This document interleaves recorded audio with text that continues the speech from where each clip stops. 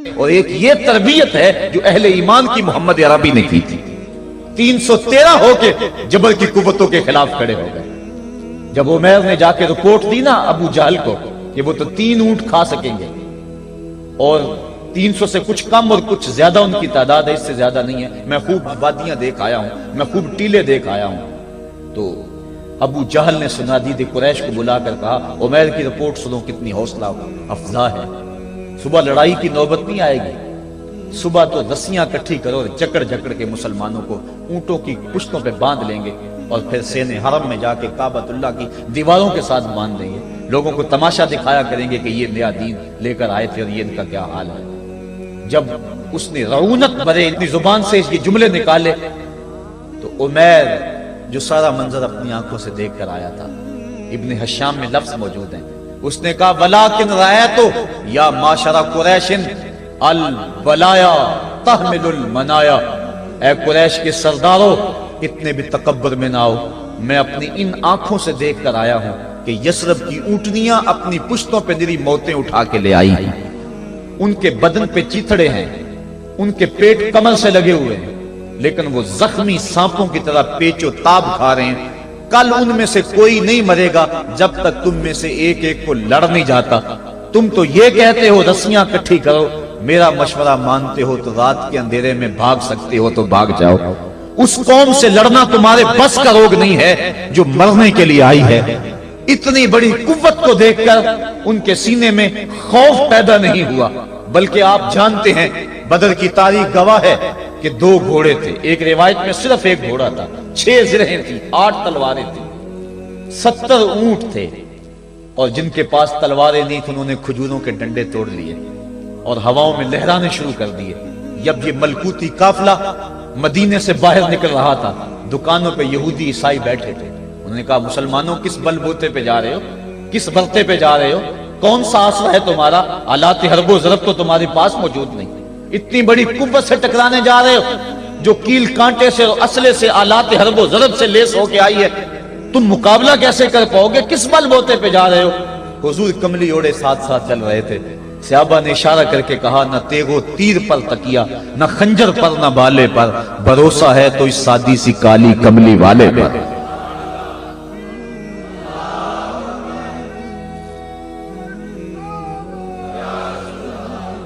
اب اس ماحول میں جبکہ کفار پورا لاؤ لشکر لے کے آئے اور ابو جہل نے کہا اعلان کر دو لنا عزا ولا عزا لکم، یہ ان کے بت کا نام ہے. ہمارے پاس عزا ہے تمہارے پاس عزا نہیں، ہمارے پاس لات ہے تمہارے پاس لات نہیں، ہمارے پاس منات ہے تمہارے پاس منات نہیں، ہمارے 360 خدا اور تمہارا ایک خدا، مقابلہ ہی کوئی نہیں. اس نے کہا کھڑے ہو کے اونچی جگہ پہ کہا اپنے نقیب کو اعلان کرو لنا عزا ولا عزا لکم. حضور کے کانوں میں آواز پڑی، فرمایا علی تم بھی اونچے ٹیلے پہ کھڑے ہو جاؤ اور تم ان کو جواب میں کہو اللہ مولانا ولا مولا لکم، اللہ ہمارا مولا ہے تمہارا مولا کوئی نہیں ہے. اور پھر حضور نے سجدے میں سر رکھ دیا. سجدہ اتنی بڑی قوت ہے، ہزاروں ایٹم بمبوں کے اندر وہ قوت نہیں ہے جو سجدے کے اندر طاقت رکھ دی. آج دنیا سے ہم ڈر رہے ہیں اس لیے کہ ہمارے سجدے چھن گئے ہیں، ہمارے سجدوں کی آبرو چھن گئی ہے، ہمارے سجدوں میں وہ حرارت اور گرمی نہیں رہی، وہ رقت اور وہ نرمی نہیں رہی.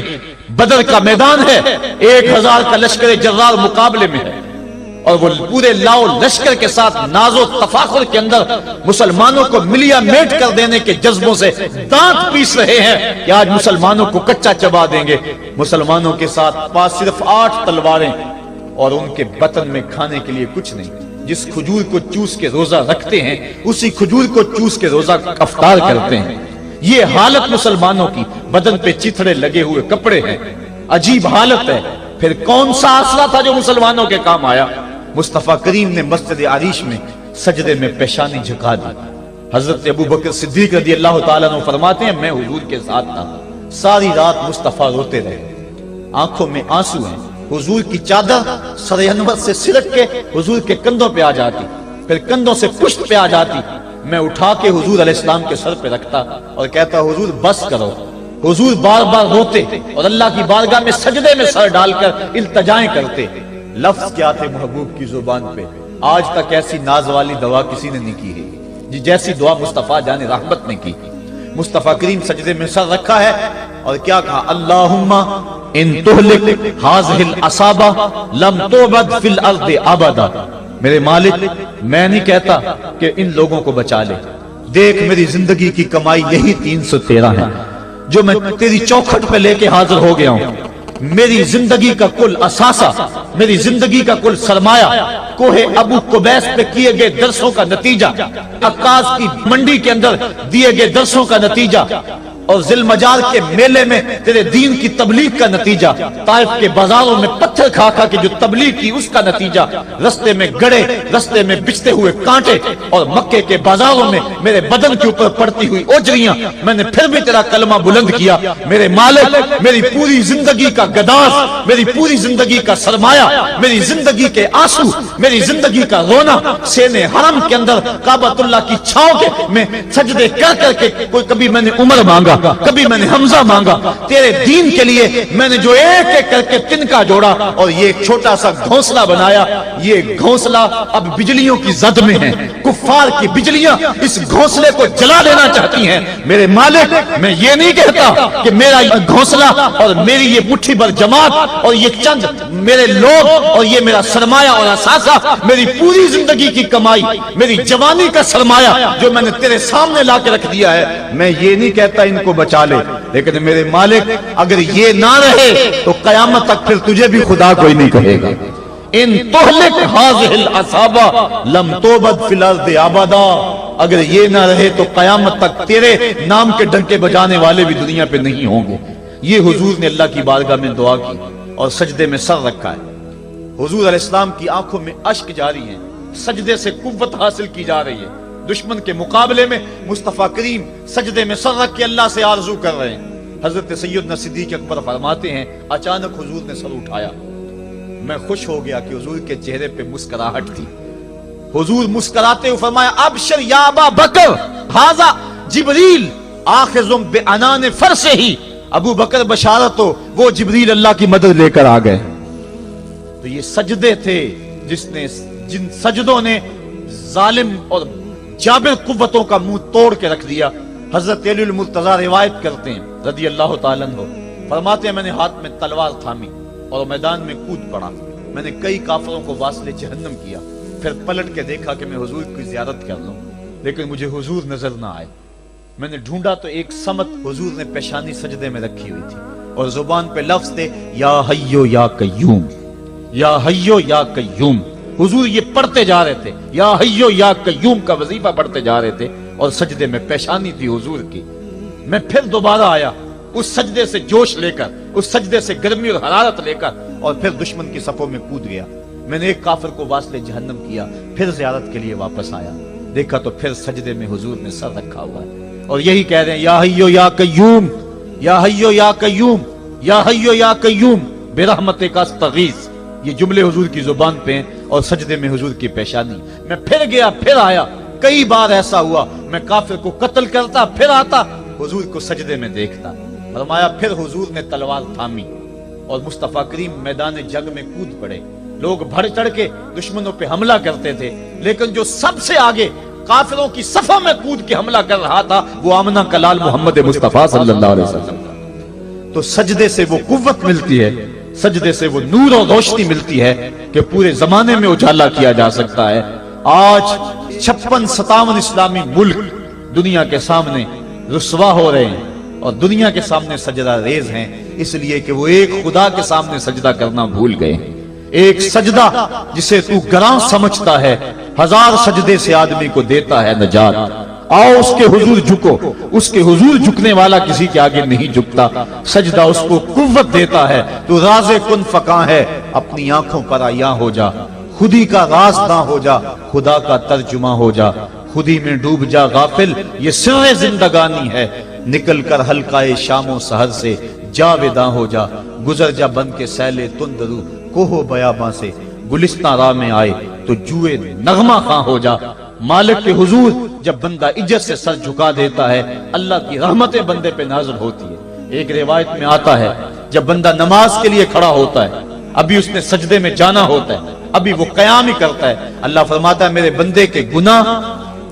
کے گناہ جو ہیں اس کے بدن سے نکال کے ایک سمت کر دو، تاکہ میرا بندہ اس حالت کے اندر میرے حضور حاضر ہو کہ وہ گناہوں سے پاک اور صاف ہو۔ حضرت نبی رحمت صلی اللہ علیہ وآلہ وسلم فرماتے ہیں کہ پھر اس کے سارے گناہ اس کے بدن سے اتار کے ایک سمت رکھ دی جاتی ہے، اور بندہ مصلی پہ سبحان ربی العالی کے نغمے الاپتا ہے، رکوع کرتا ہے، سجدے کرتا ہے، جب سلام پھیر کے نماز ختم کر کے دعا کر کے جانے لگتا ہے تو فرشتے عرض کرتے ہیں مالک یہ جو گناہ اتار کے ایک سائیڈ پہ رکھے تھے یہ دوبارہ اس کو دے دیں؟ اللہ فرماتا ہے جس کی جھولی سے گناہ نکال لیے تھے دوبارہ اس کی جھولی میں نہیں ڈالیں۔ اللہ اکبر۔ اور ایک روایت کے لفظ ہیں کہ جب بندہ نماز کے لیے کھڑا ہوتا ہے اس کے کندھوں کے اوپر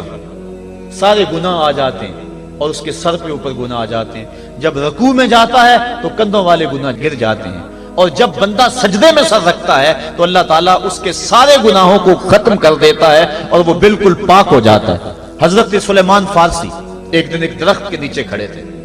آپ نے درخت کی شاخ کو پکڑ کے جنبش دی، حرکت دی، موسم خزاں تھا، درخت کی شاخ کے سارے زرد پتے گر گئے۔ ایک صحابی پاس کھڑے تھے، انہیں پوچھنے لگے عثمان تو نے مجھے پوچھا نہیں کہ میں نے درخت کی شاخ کو یوں ہلایا کیوں ہے؟ انہوں نے کہا اچھا پھر آپ بتا دیں کہ آپ نے درخت کی شاخ کو یوں کیوں ہلایا ہے؟ کہا سنو پھر ایک دن میں اور چند صحابہ حضور کے ساتھ جا رہے تھے، رستے میں ایک درخت آیا، اس کے نیچے حضور کھڑے ہوئے، حضور نے اس طرح درخت کی شاخ کو پکڑ کے ہلایا، یوں پتے جھڑ گئے، ہم اس منظر کو دیکھتے رہے۔ حضور علیہ السلام نے فرمایا سلمان فارسی تو نے مجھے پوچھا نہیں کہ میں نے اس درخت کی شاخ کو یوں کیوں ہلایا ہے؟ تو میں نے عرض کی حضور آپ بتا دیں کہ آپ نے کیوں ہلایا ہے؟ فرمایا سلمان جس طرح اس درخت کی شاخ کو ہلایا گیا اور سارے پتے جھڑ گئے، جب کوئی بندہ سجدے میں سر رکھتا ہے نماز پڑھتا ہے اس کے سارے گناہ دھل جاتے ہیں اور وہ پاک اور صاف ہو جاتا ہے۔ ایک دن فرمایا صحابہ اگر کوئی بندہ اس کے گھر کے سامنے سے نہر گزرتی ہو اور وہ دن میں 5 مرتبہ اس نہر کے اندر غسل کرے تو بتاؤ اس کے بدن کے اوپر کوئی میل کچیل رہ جائے گا؟ عرض کی نہیں۔ فرمایا اس طرح جو 5 نمازیں پڑھتا ہے اس کے بدن کے اوپر گناہوں کا میل نہیں رہتا۔ فرمایا الصلاۃ معراج المومنین، نماز مومنوں کا معراج ہے۔ عماد الدین الصلاۃ، نماز دین کا ستون ہے۔ حبب الی من دنیاکم ثلاث الطیب والنساء وجعلت قرۃ عینی فی الصلاۃ، مجھے تمہاری دنیا سے صرف 3 چیزیں پسند ہیں، خوشبو، منکوحہ بیویاں اور میری آنکھوں کی ٹھنڈک نماز میں رکھی ہے۔ اور حضور نے یہ بھی ارشاد فرمایا من ترک الصلاۃ متعمدا فقد کفر، جس نے جان بوجھ کے نماز چھوڑی گویا اس نے کفر ہی تو کیا، یعنی کافروں والا کام کیا۔ حضرت امام فخر الدین رازی نے تفسیر کبیر میں لکھا حافظوا علی الصلوات والصلاۃ الوسطی، اس آیت کریمہ کے تحت ایک عورت مدینے کی گلیوں میں چیخ رہی ہے اور کہنے لگی مجھے حضور کے در کا پتہ بتاؤ۔ حضور کی چوکھٹ کا پتہ بتلایا گیا، وہ حاضر ہوئی، آقا کریم صلی اللہ علیہ وسلم کی خدمت میں عرض کی حضور میرا خامد سفر پہ گیا ہوا تھا اور میں نے اس کی عدم موجودگی کے اندر زنا کر لیا، حمل ٹھہر گیا اور جو بچہ پیدا ہوا میں نے مارے شرم کے اس بچے کو سرکے کے مرتبان میں ڈال دیا اور پھر اسی سرکے سے میں لوگوں کو فروخت کرتی رہی ہوں۔ اب جب کہ میرا ضمیر جاگا ہے میں آپ کی خدمت میں حاضر ہوئی، مجھے بتایا جائے کہ میرے گناہ کا بھی کوئی کفارہ ہے۔ حضور نے ارشاد فرمایا جو تو نے زنا کیا ہے اس کی سزا رجم ہے چونکہ تو شادی شدہ ہے، اور جو تو نے بچے کو قتل کیا ہے قتل کی سزا قتل ہے، اور جو تو نے سرکہ بیچا ہے فقد ارتکبت کبیرہ، تو نے کبیرہ گناہ کیا ہے، اس کی سزا تو قیامت کے دن پائے گی۔ اس کے بعد حضور فرمایا ان تینوں گناہوں کی یہ سزا ہے، لیکن جس طرح تو گھبرائی ہوئی آئی تھی میں تو یہ سمجھا تھا شاید تیری نماز اثر قضا ہو گئی ہے۔ اب آپ اندازہ کریں کہ نماز کی اہمیت کیا ہے اور ہم اس باب میں کتنی سستی کرتے ہیں۔ کسی سے پوچھا جائے نا آؤ نماز پڑھنے چلے، وہ کہتے ہیں بس یار میرے کپڑے پلید ہیں، کپڑے میرے پاک نہیں ہیں۔ تیرے کپڑے کیسے پاک رہ سکتے ہیں؟ تو اللہ کے حضور جھکنا نہیں جانتا، تیرے کپڑے بھی پلید ہے، تیرا دل بھی پلید ہے، تو اس کے حضور جھک کے تو دیکھ، تن بھی ستھرا کر دے گا، تیری روح کو بھی پاکی دے دے گا، تیرے قلب کو بھی طہارت بخش دے گا۔ تو اس کے حضور آ جھک، اس کے حضور سجدوں سے اللہ کے حضور خراج پیش کر اپنی محبتوں کا جب بندہ سجدے میں سر رکھتا ہے اللہ فرشتوں میں فخر کرتا ہے، میرے بندے کو دیکھو نا، بالآخر میرے حضور ہی جھکا ہے نا، کتنے گناہ کیے اس نے، کتنے جرم کیے اس نے، لیکن بالآخر میرے حضور آیا اور اپنے گناہوں کی معافی مانگتا ہے، فرشتوں گواہ ہو جاؤ میں نے اپنے اس بندے کی مغفرت فرما دی۔ تو اللہ کے حضور نماز پڑھنے والا، بلکہ ایک روایت مسند امام احمد بن حنبل میں موجود ہے، حضور فرمایا جب بندہ نماز کے ارادے کے لیے اٹھتا ہے اور وضو کرنے کے لیے جب پانی کا پہلا قطرہ چلو پہ لیتا ہے، جو ہی اس کے بدن سے وضو کا پانی چھوتا ہے اللہ اس کے گناہوں کو معاف فرما دیتا ہے۔ جس نماز کے قصد کے لیے اٹھیں اور وضو کریں اور پانی چھوتے ہی گناہ معاف ہو جائیں، اگر اس نماز کا اعلیٰ درجہ سجدہ کر لیا جائے تو پھر مالک کی کتنی رحمت نازل ہوگی، یہ کتنی بڑی دولت ہے، یہ کتنا بڑا سرمایہ ہے جس سے ہم لوگ محروم رہ جاتے ہیں۔ آؤ اللہ کی رحمتیں سجدے میں ڈھونڈے، سجدے میں پیشانی رکھ کے جب ہم اس کی رحمت کو مانگے تو وہ مالک ہمارے اوپر رحمتیں نازل کرے گا۔ آج پوری دنیا کے اوپر مسلمانوں کے ساتھ جو حالات ہیں وہ کسی سے مخفی نہیں، کوئی کہتا ہے کہ معاشی طور پہ مسلمان کمزور ہیں، اس وجہ کو بھی میں تسلیم کرتا ہوں، مسلمان کے پاس آلات حرب و ضرب بھی موجود نہیں ہیں، اس وجہ کو بھی تسلیم کر لیا جائے، سیاسی طور پہ مسلمان کمزور ہیں اس وجہ کو بھی تسلیم کر لیا جائے، یہ ساری وجہیں اپنی جگہ پہ، لیکن یہ بھی تو سنو مسلمانوں کی تعداد اس وقت 1,40,00,000,000 ہے، افرادی قوت اتنی کبھی بھی مسلمانوں کی نہیں ہوئی تھی، اس وقت مسلمانوں کے پاس ایٹمی طاقت موجود ہے، اتنی قوت عسکری کبھی بھی مسلمانوں کے پاس نہیں ہوئی تھی، 56 اسلامی ملک ہیں جن میں قیمتی معدنیات سے اور تیل کی دولت سے اور سونے کی قیمتی معدنیات سے یہ مسلمان مالا مال ہیں، کیا کچھ نہیں ہے جو مسلمانوں کے پاس نہ ہو،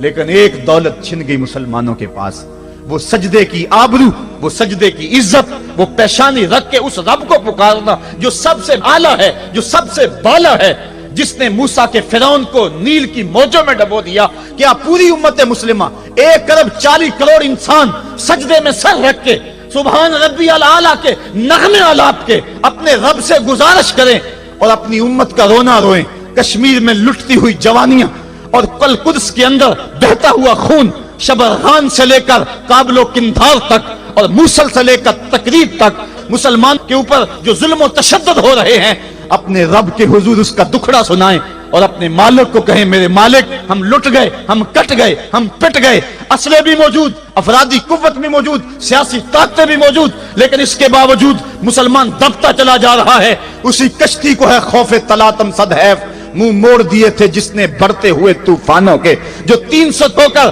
جرأت اور وہ طاقت اور وہ عظیمت کی داستانیں رقم کرتے ہیں کہ مالک تو بھی اس دن کو یوم فرقان کہہ کے پکارتا ہے۔ آج وہ امت بیچ منجدار کے اس امت کی کشتی ہچکولے کھا رہی ہے، ہماری فریاد، ہمارا استغاثہ تیرے سے ہے، میرے مالک ہمارا کھویا ہوا وقار بحال کر دے اور اس امت کو اس مرتبہ کمال تک پہنچا دے جس مرتبہ کمال تک یہ امت پہلے پہنچی تھی، اور ان کا کھویا ہوا وقار بحال کر دیا جائے۔ آج بھی ہم اگر سجدوں سے اپنے رب کو منا لیں اور وہ روٹھا ہوا رب آج بھی ہماری مدد کے لیے آ جائے تو پھر کوئی قوت، کوئی طاقت ہمیں نہیں لٹاڑ سکتی۔ آئیے ہم سجدے سے اپنے مالک، اپنے خالق اور اپنے رازق کے حضور اپنی محبتوں اور اپنی الفتوں کا خراج پیش کریں۔ نماز ایک ایسی عبادت ہے جس کا حکم قرآن میں 750 مرتبہ کے قریب دیا گیا۔ اور ایک آخری بات عرض کر کے اپنے موضوع کو سمیٹنا چاہوں گا، میرے اور آپ کے آقا مولا حضور نبی رحمت صلی اللہ علیہ وسلم پر جب وقت آخر آیا تو آخری وصیتیں جو حضور نے اپنی زندگی میں کی وہ کیا تھی؟ 2 وصیتیں تھی حضور کی آخری، جب حضور ایام مرض میں تھے، اور آخری وصیتیں اس کے بعد حضور نے کوئی کلام نہیں کیا، وہ یہی تھا الصلاۃ الصلاۃ الصلاۃ الصلاۃ، لوگوں میں تمہیں نماز کی تاکید کرتا ہوں، میں نماز کی تاکید کرتا ہوں۔ اور دوسرا فرمایا جو تمہاری ملک میں تمہارے غلام اور تمہاری لونڈیاں ہیں ان کے ساتھ حسن سلوک کی تاکید کرتا ہوں۔ یہ آخری 2 باتیں تھی جو حضور نے ارشاد کی، حقوق اللہ کے حوالے سے نماز اور حقوق العباد کے حوالے سے حضور نے کمزوروں کے حق ان تک پہنچانے کی تاکید امت کو دی، اور اس کے بعد پھر حضور انتقال کر گئے۔ آئیے ہم سجدوں سے اپنے رب کو راضی رکھیں، اللہ مجھے آپ کو توفیق عمل عطا فرمائے۔